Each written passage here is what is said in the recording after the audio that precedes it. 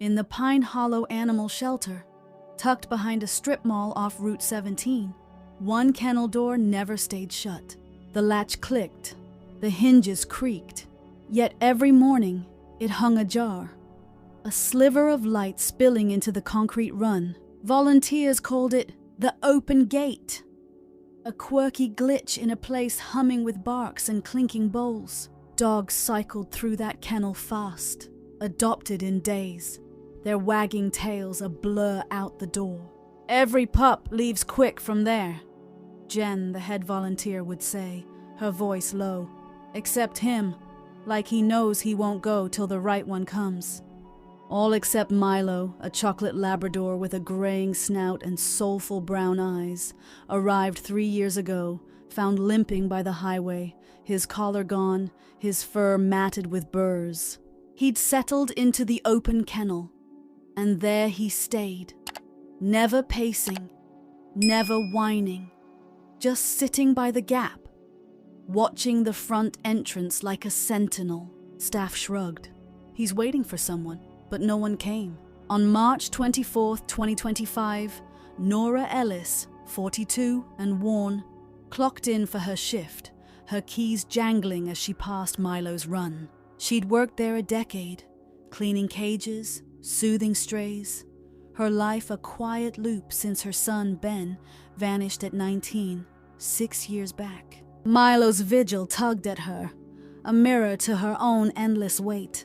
Ben had been her light, a lanky kid with a crooked grin, always sketching birds in notebooks, dreaming of vet school. They'd fought that last night, over money, his late shifts at the gas station, her nagging about college. He'd stormed out, "I need space, Mom," and never came back. No note, no call, just a missing persons report gathering dust at the sheriff's office. Nora had searched, tacked flyers on poles, knocked on doors till her knuckles bled, but the trail went cold, her hope fraying with each silent year. She'd taken the shelter job after, needing the noise, the distraction of wet noses and pleading eyes. Milo came a year later, dropped off by a trucker who'd found him limping near mile marker 42. "Looks like he's been out there a while," the guy had said. And Nora had knelt, meeting Milo's gaze, steady and deep. She'd hesitated. Could she handle another soul to lose? But she'd signed him in, muttering, "You're home now." Though he'd picked the open kennel, and there he'd rooted, a fixture as constant as her grief. Milo was her shadow now. Mornings, he'd nudge her hand as she swept, tail wagging slow, a gentle thump against the tiles. Evenings, he'd flop by the front desk while she logged adoptions, his snores blending with the hum of the heater. That day, the shelter buzzed. A spring adoption fair packing the lot with families and leashed pups. Nora watched Milo through the chaos, perched by his door, eyes fixed on the glass entrance as kids squealed past. "Still waiting, huh?" she murmured, tossing him a treat he caught midair. He'd never budged. Not for adopters, not for storms. His routine a clockwork vigil. Sit at dawn, watch till dusk, then curl up by the gap. But that afternoon, something shifted. Nora turned to grab a leash, and when she looked back, Milo wasn't there. Her stomach dropped. She scanned the run, the hall. "Milo!" He'd shuffled to the back corner, head low, staring at the wall. His tail still. She froze, a chill prickling her neck. 6 years of waiting flashed. Ben's empty room, his untouched bed. "Hey, bud!" she called, voice tight, but he didn't move. She crouched by the kennel, heart thudding. "What's wrong?" Milo whined, a soft, broken sound, then lay down, chin on his paws, eyes dull. Nora's chest tightened. She'd seen strays give up, that hollow look before they stopped eating. She reached through the gap, stroking his ears. "Come on, you're okay." Oh, he didn't budge. Not for her voice, not for the treat she dropped. Panic clawed her. She'd lost Ben to silence, not Milo too. She grabbed her phone, texting Jen. Milo's off, back corner, not moving. Jen bustled in, a wiry woman with a clipboard, peering through the bars. He's breathing, maybe tired? Nora shook her head. He's never done this. Jen shrugged. Give him a minute, he's old. But Nora stayed, kneeling by the door, her knees aching on the cold floor, whispering, "You don't quit on me here?" She'd run from Ben's loss once, drowned it in work. She wouldn't lose this fight.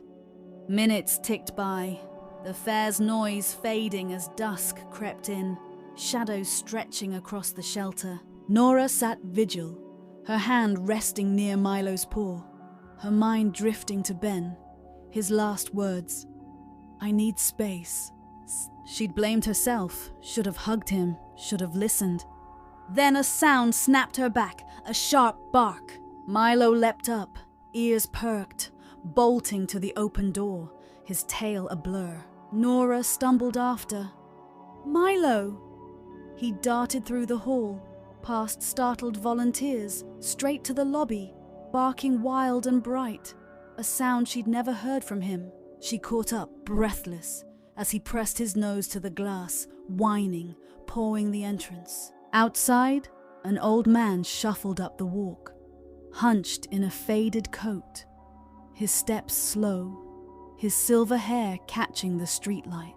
He paused, peering through the door, his face lined and vague. "Just here to see the dogs," he mumbled to Jen, who'd followed Nora out. Nora stared, something tugging, a flicker in his eyes. Blue like Ben's, but dulled, distant. Milo barked again, louder, pressing his bulk against the glass till it rattled. Jen opened the door. "He likes you," she said, half laughing. The man stepped in, hesitant, and Milo lunged, paws on his chest, licking his hands, a joyous whine filling the lobby. The man froze, then knelt, trembling fingers tracing Milo's fur, brushing his left ear. Milo flinched, a quick twitch, and the man's eyes widened. "Buddy, you still hate that ear, don't you?" His voice cracked, soft, uncertain. Nora's breath caught. "You know him?" The man blinked, confusion clouding his face. I think so. He'd jump when bees got him. That ear always twitched." Jen frowned. "He's been here 3 years. No one claimed him." The man shook his head, slow. "I lost my dog. Long time ago. Car crash. Woke up in a hospital. Couldn't remember much." And Nora's pulse raced. "What's his name?" The man squinted, rubbing Milo's ears. "Buddy. I called him Buddy." Nora knelt beside them, her voice shaking. "Milo. His name's Milo here. But he's been waiting, every day." The man's eyes welled. "I lived up north, had a lab, lost everything after that wreck. My head's been a fog since." He paused, staring at Milo. "I'd walk him by the highway. He'd chase rabbits. Got stung once. Hated that ear touched after." Nora's mind spun. Mile marker 42, the trucker's drop-off 3 years ago. "Where'd you crash?" she asked, throat dry. "Route 42, he said. Years back, don't know how many they said I wandered off after." Jen pulled her phone. "I'll call the vet, check his chip." Milo pressed close, tail thumping, as the man murmured, "Buddy, you found me." Nora watched, her chest tight, Ben's face flashing. Could it be? She'd lost her boy, but Milo hadn't lost his. The vet confirmed it, Milo's microchip. Registered to a Daniel Reese, the man's name, missing since a 2022 crash, amnesia stealing his past. He drifted south, living in shelters, piecing scraps of memory, drawn to Pine Hollow that day, just to see the dogs. Nora sat with them as Daniel signed papers, his hands shaky but sure. "He's mine, I remember now." Milo licked his face, a reunion 3 years in the making, The open door finally answered. Nora's eyes stung. She'd waited for Ben, but Milo's miracle lit something. A spark of hope she'd buried. She'd run from loss, locked it tight. Maybe it was time to believe again. Months later, Milo thrived with Daniel, a grey muzzle bounding in a small yard up north, his weight over. Nora stayed at the shelter, fixing the kennel latch, but leaving it ajar. For luck, she told Jen. She started a bird sketch, Ben's old habit, her pencil trembling but steady. The Gazette ran it. Lab's open door, Vigil reunites owner. Strangers left treats by the kennel. A plaque rose. For Milo, keeper of faith. One dusk, Nora sat by the run. Milo's spot empty, the shelter quiet. A breeze nudged the door wider, and she smiled, soft and sure. He didn't just wait behind the open door. He was the reason it stayed open. From a lost son to a found miracle, Milo had opened more than a door. So viewers, picture this. A dog waits by an open kennel and finds a miracle. What if your pet held onto a hope you'd let go?